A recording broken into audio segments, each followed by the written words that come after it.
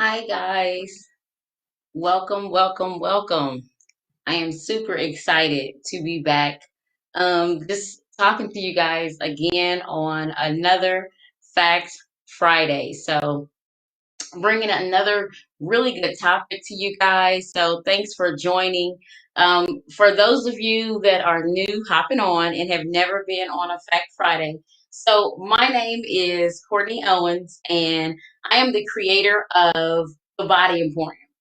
So, what is the Body Emporium? The Body Emporium is a learning platform where if you are a licensed professional or someone interested in basically advancing any of the crafts that you have, like giving a facial, maybe a waxing, even if it's a service that you'd like to try on yourself, I go into depth. I have ebooks and videos on the Body Emporium where it just shows all the steps that you guys would possibly need, all the tips and tricks of things that you can use to better your skills. Also, make sure you guys are checking out the recipes that are on there as well, because the Body Emporium is not just for hair and skin, it is also wellness based. So definitely make sure you guys are checking out the Body Emporium. The website is on the bottom of the screen. If you don't see it, for those of you following me on Instagram, thank you, by the way.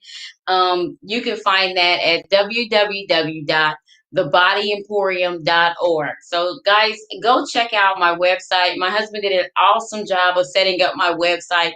That is just what he does. So, if you guys are in the business of needing a website or a logo, he loves doing that type of work, and he's the one that makes it all possible. He's behind the scenes doing all of this, and all I do is turn the camera on and engage. So, big shout out to him. But thank you guys for hopping on and following me on another Fact Friday. So make sure you guys are liking and sharing these videos that come up on Instagram and Facebook. Make sure you guys are following me. I have the Body Emporium on my Instagram as well as on Facebook. Also, my brand new launch, Locksmith 2020, is my new Instagram page where it's nothing but all things locks. So I'm super excited about that. Got some things coming up. I've created a lock oil most of you have already heard of. So it's something that I use on all of my clients, and you will see that if you go to the Instagram page. Again, that's Locksmith 2020. Okay, so let's get right into it today. So today for Fact Friday, what I'm going to be talking about is styling children's hair. So it's something most of us that have children, we absolutely do our own kids' hair. And what I have seen in the industry, remember, guys, I have over 20 years experience in the beauty and wellness industry. So I have seen it all. And one of the major things that I see is the way in which we care for our children's hair and the way it impacts them long term in their life. So, what I wanted to do today for this Fact Friday is just come on here and share with you guys just some more tips and tricks, some information that's going to absolutely help you guys manage your child's hair and also contribute to them having long, healthy locks of curly, natural hair. So let's get right into it. I wanted to start with the infant stage. So when you have a newborn to I'll say roughly 2 years old, um, when you are working with a young child, if you just have a newborn and you are doing their hair, is a couple things that are super important. Remember one thing, you want to remember that their scalp is still very sensitive, especially if they are less than a year old. Their scalp is sensitive, their hair is typically extremely fine. And when I say fine hair, don't get that confused with not a lot of hair. You can have a head full of hair and still have fine hair. So that's what I mean when I say their hair is fine and their scalp is very sensitive. So as a newborn, your newborn is not going to need a couple things. There are some do's and some don'ts. So when you are caring for the hair of your newborn, a couple of things that you don't want to do. Well, one of the major things that I see parents do is using the No More Tears shampoo. So, not only does your newborn infant not need any shampoo in their hair at all, because keep in mind, anything that is put on the skin, it takes roughly 6 seconds for it to absorb into the skin.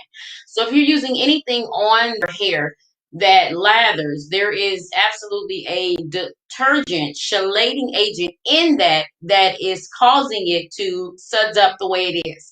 And for two reasons. One, that totally dries your child's hair out. So the No More Tears is great for the eyes, right? But it's horrible for the hair. So you don't want to use things like that on your newborn, especially on their hair. You want to make sure that you're really just using water. Their hair is fine. Their actual texture sometimes, most of the time, has not even came in fully, and so it's no need to have a complete shampoo and condition regimen for that. The most you need to do is run some conditioner through the hair and rinse it right out. Even if you're just using plain water. It's okay to use plain water. You also want to remember that you want to do minimal manipulation to the hair. So by that, I mean, I know we are super into making our little girls look really cute, and we like to use all these barrettes and hair bows, and I've seen children that have a patch of hair in the top of their head, and it is smashed together in this cute little ponytail. But that is one of the things, guys, we need to steer clear of. Okay, so your infant, you are not going to want to pull that hair, especially when it is as fine as it is.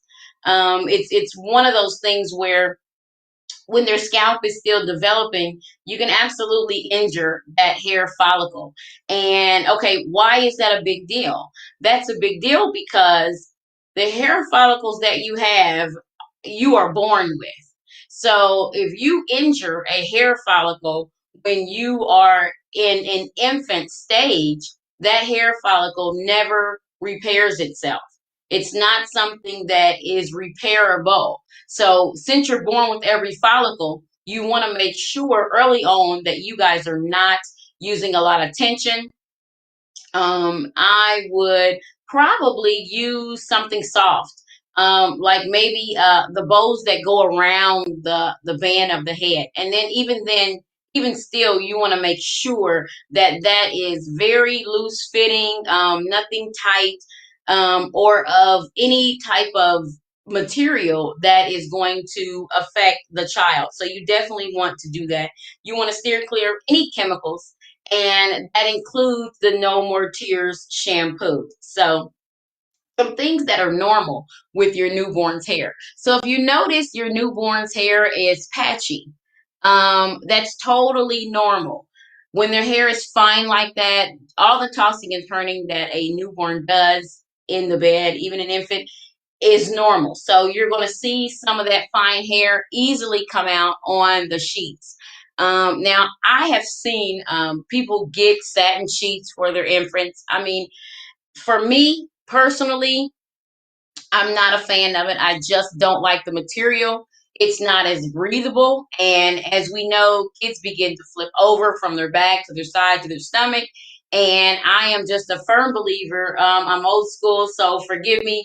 Cotton is all I'm using in my infant's crib.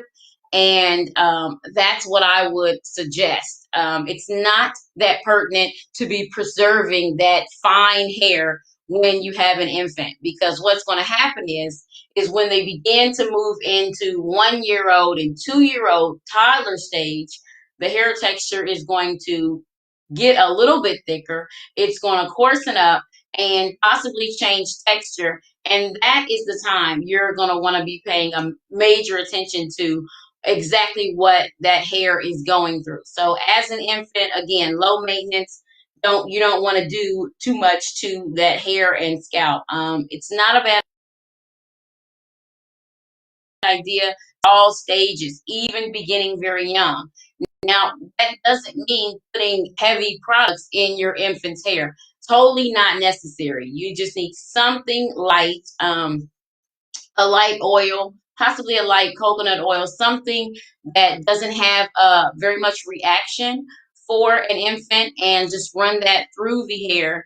And that's basically all you will need. Okay. So moving on to if you have a child that is 2 years old and up.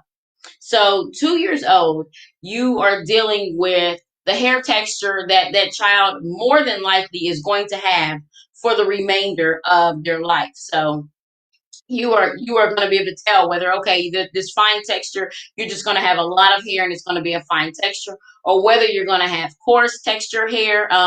However it works, by 2 years old you should be able to see that the hair is going to thicken up and coarsen up, and so you are going to want to switch what it is that you are using on that child's hair. So this would be the time when you are going to implement the cleansing agents.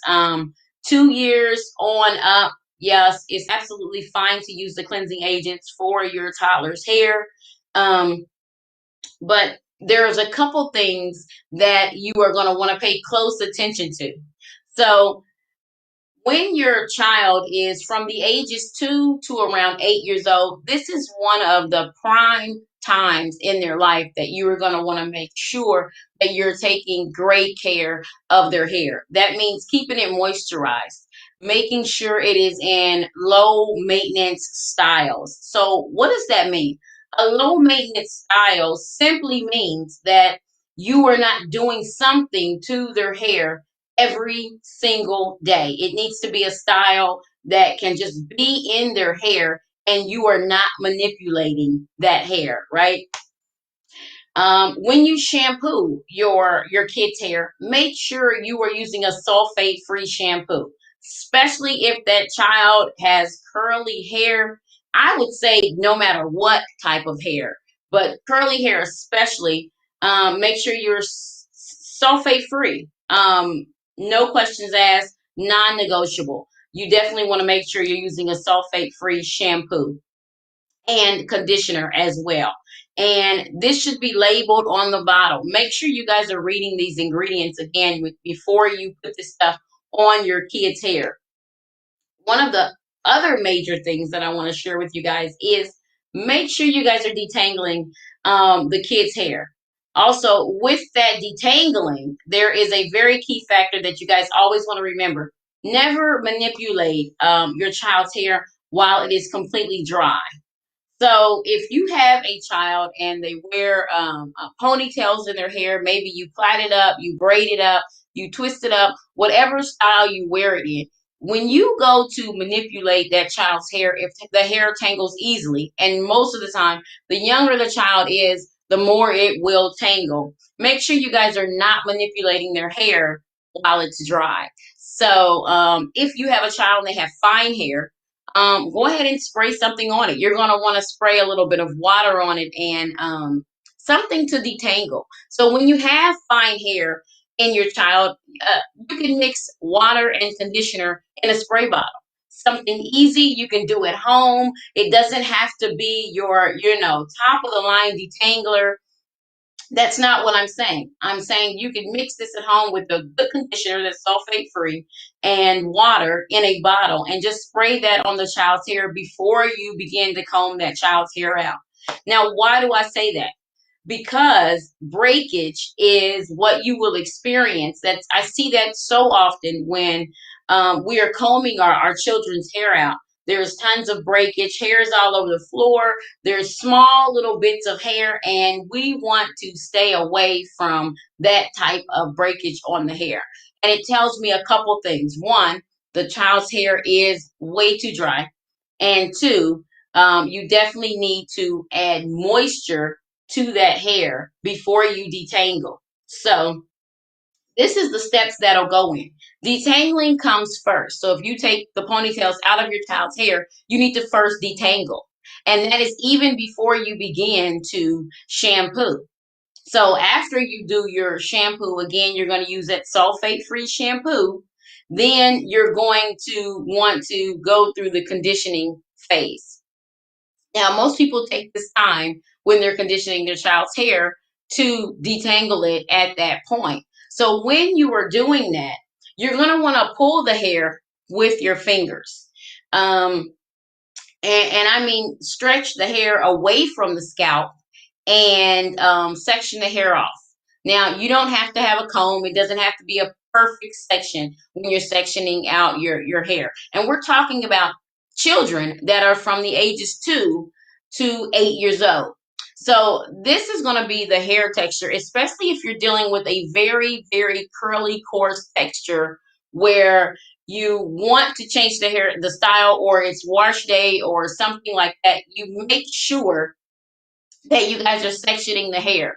One, it's going to be much easier to manage and work with for you, but two, it's going to be a lot easier on your child. It'll be less pulling and less breakage of that hair. So make sure you section that hair off to 4 sections, 6 sections, and it's really going to depend on the thickness of your child's hair as to how many sections that will make it easiest for the both of you.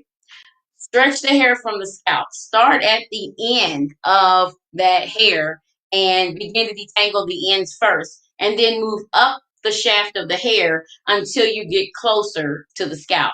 And that's how you do a proper detangling. Now, once you've done that with the conditioner, then you're going to want to rinse that out. Again, always use a little bit cooler water when you're rinsing out your conditioner, especially when you have your curlier hair textures. A lot of times it will go right back to being detangled. We've all experienced that. You shampoo the hair, you condition the hair, and then once you rinse the conditioner out, you are still faced with those tangles. That is totally normal because the hair has been not manipulated very often. So the hair curl is extremely tight, and that's really a good thing. Typically you'll notice once that hair has been blown out or straightened, you sort of have a chance to lose that tight curl pattern that is so pretty. So keep that in mind. So the hair tangling again right after you rinse the conditioner out is totally normal. All I can say is when you go to dry the child's hair, make sure you guys are using a microfiber towel. That's going to be one of the best. If you don't have that, use a soft cotton t-shirt to pat the hair dry. You never want to rub the hair. You don't want to vigorously rub over the cuticle of the hair. That is just going to cause more tangles for you to detangle. Always leave a little bit of moisture in the hair. It's going to make it so much easier for you guys to manipulate, and add a light oil after you've rinsed the conditioner out while the hair is still wet, and that will aid in making it much easier for you to do your comb out. Now make sure you guys are using a pretty high-end product for oil on the hair, and that is going to ensure that the comb out is a lot easier. Now, here is the trick that I want you guys to think about when you put something on the child's hair. Right after you dry that child's hair, you put that oil in, give it 30 seconds to a minute, because keep in mind that hair is wet. And when you're using a high-end oil that's perfect for hair, it's going to then need time to penetrate into that hair. So if you put the oil on and you immediately start combing, you don't give the oil the time to saturate into the hair and in essence lay that cuticle down and stop some of that resistance when you are detangling your child's hair. Your child will absolutely thank you for it. So just wait 30 to 45 seconds and then begin to detangle the hair after you've allowed that product to lay the cuticle down. So then when you go into styling the hair, it'll be much easier to style. So let's move on to how you are going to style your hair when your child sleeps. So I know we all get accustomed to the child's hair is done. We've seen cute ponytails, and now it's time for them to go to bed. Now I recommend that you go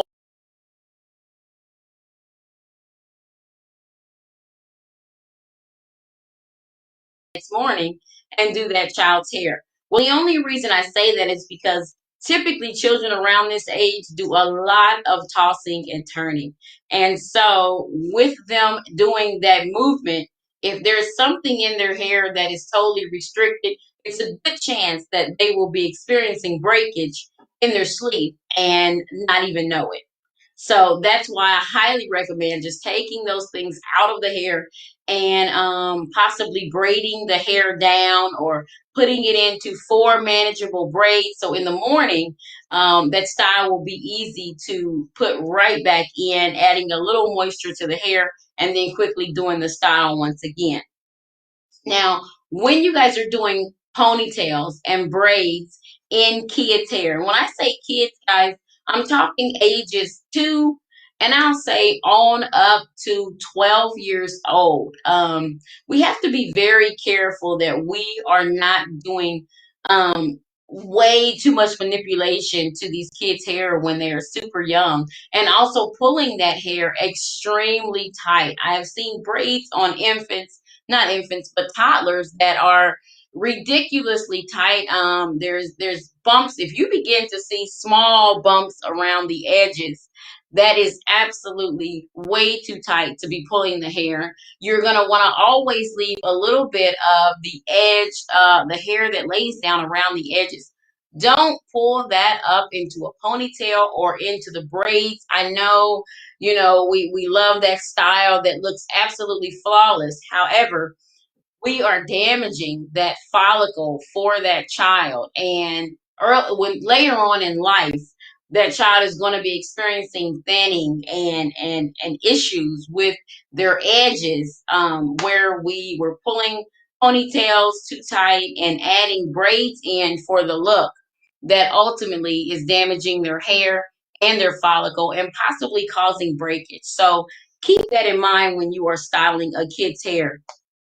And also, okay, so if we move into when our child is around that age, 12 years old to preteen, 13, 14, 15, I know as parents, just me being a mom, and being a stylist, I'm a fanatic of hair. So my children rarely got to be their own stylist and do their own hair. And it was a couple reasons for that. One, children are not as thorough with their own hair. That shampooing, the whole process, they're just not as thorough. And so I take it upon myself to continuously provide that maintenance for their hair just so I can continue the healthy growth. So when your kid becomes a preteen, ages 12 on up, there may be talk about doing different things to the hair, color, cutting, styling, possibly using chemicals in the hair.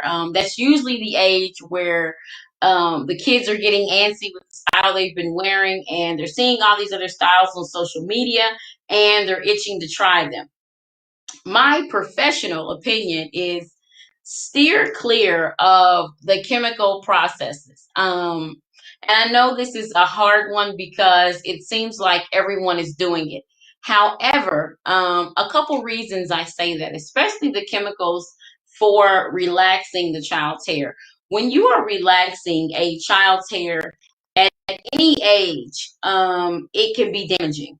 But why most people who relax their child's hair see damage on way into that child's teen years is because, especially with little girls. With little girls, we go through a change in our hormones when we are becoming a preteen and when we get on our menstrual cycle. So most people do not understand that if you have applied a chemical to that child's hair prior to them going through puberty and having that cycle, once those hormones change, their hair changes as well. And a lot of times it is unable to recover, which is why you will see children whose hair has been chemically processed before this time struggle in their teen years to recover because it's fighting their hormone changes.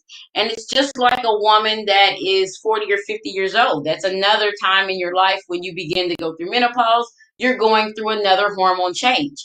And what do you hear women say? You hear them talking about my hair texture's changing. My hair used to be super thick. It's not that thick anymore. I'm experiencing hair thinning. It is the same thing. You are going through a hormone change imbalance in your body as a woman. So it is the same for a teenager that has not been through puberty and has not reached that level when they have their cycle. So expect, if you are chemically processing your child's hair and they are under puberty age, that they are going to experience some issues once they hit puberty and begin to have their cycle and see those hormones change. They are going to struggle with finding the right balance on how to keep their hair moisturized, to keep it thick, and to keep their hair from suffering through that period. So, although I am totally against chemically relaxing your hair, if you are going to chemically relax your child's hair, they need to already have been through puberty and have already had their menstrual cycle started before you implement that, because that is changing the structure of the hair, and their hormones have to keep up with that.